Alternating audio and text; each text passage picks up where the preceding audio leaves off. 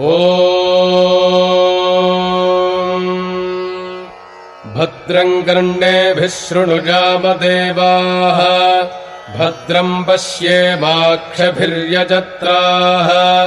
स्थिरैरङ्गैस्तुष्टुवागुंसस्तनूभिः यशेम देवहितम् यदायुः स्वस्ति न इन्द्रो वृद्धश्रवाः स्वस्ति नः पूषा विश्ववेदाः स्वस्ति नस्तार्क्ष्यो अरिष्टनेमिः स्वस्ति नो बृहस्पतिर्दधातु ॐ शान्तिः शान्तिः शान्तिः ॐ लं नमस्ते गणपतये त्वमेव प्रत्यक्षम् तत्त्वमसि त्वमेव केवलम् कर्तासि त्वमेव केवलम् धर्तासि त्वमेव केवलम् हर्तासि त्वमेव सर्वम् खल्विदम् ब्रह्मासि त्वम् साक्षादात्मासि नित्यम् ऋतम् वच्मि सत्यम् वच्मि अवत्वम् माम् अववक्तारम् अवश्रोतारम् अवदातारम् अवधातारम् अवानूचानमवशिष्यम् अवपश्चात्तात् अवपुरस्तात् अवोत्तरात्तात् अवदक्षिणात्तात् अवचोर्ध्वात्तात् अवाधरात्तात् सर्वतो माम् पाहि पाहि समन्तात् त्वम् वाङ्मयस्त्वम् चिन्मयः त्वमानन्दमयस्त्वम् ब्रह्ममयः त्वम् सच्चिदानन्दाद्वितीयोऽसि त्वम् प्रत्यक्षम् ब्रह्मासि त्वम् ज्ञानमयो विज्ञानमयोऽसि सर्वम् जगदिदम् त्वत्तो जायते सर्वम् जगदिदम् त्वत्तस्तिष्ठति सर्वम् जगदिदम् त्वयि लयमेष्यति सर्वम् जगदिदम् त्वयि प्रत्येति त्वम् भूमिरापो नलो निलो नभः त्वम् चत्वारि वाक्पदानि त्वम् गुणत्रयातीतः त्वम् अवस्थात्रयातीतः त्वम् देहत्रयातीतः त्वम् कालत्रयातीतः त्वम् मूलाधारे स्थितोऽसि नित्यम् त्वम् शक्तित्रयात्मकः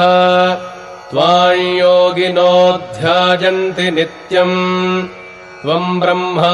त्वम् विष्णुस्त्वम् रुद्रस्त्वमिन्द्रस्त्वमग्निस्त्वम् वायुस्त्वम् सूर्यस्त्वम् चन्द्रमास्त्वम् ब्रह्म भूर्भुवस्वरो गणादिम् पूर्वमुच्चार्य वर्णादिम् तदनन्तरम् अनुस्वारः परतरः अर्धेन्दुलसितम् तारेण रुद्धम् एतत्तव मनुस्वरूपम् गकारः पूर्वरूपम् अकारो मध्यमरूपम् अनुस्वारश्चान्त्यरूपम् बिन्दुरुत्तररूपम् नादः सन्धानम् सगंहिता सन्धिः सैषा गाणेशविद्या गणकऋषिः निजृद्गायत्रीच्छन्दः श्रीमहागणपतिर्देवता ॐ गणपतये नमः एकदन्ताय विद्महे वक्रतुण्डाय धीमहि तन्नो दन्ती प्रचोदयात् एकदन्तम् चतुर्हस्तम् पाशमङ्कुशधारिणम्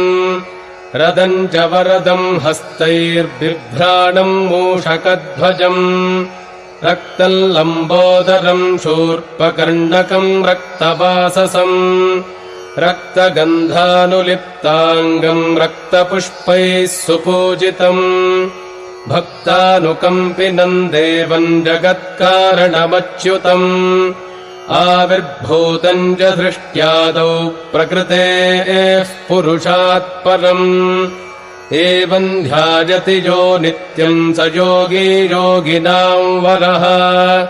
नमो व्रातपतये नमो गणपतये नमः प्रमथपतये नमस्तेऽस्तु लम्बोदरायैकदन्ताय विघ्नविनाशिने शिवसुताय श्रीवरदमूर्तये नमो नमः एतदथर्वशीर्षंयोधीते स ब्रह्मभूजाय कल्पते स सर्वविघ्नैर्न बाध्यते स सर्वत्र सुखमेधते स पञ्चमहापापात् प्रमुच्यते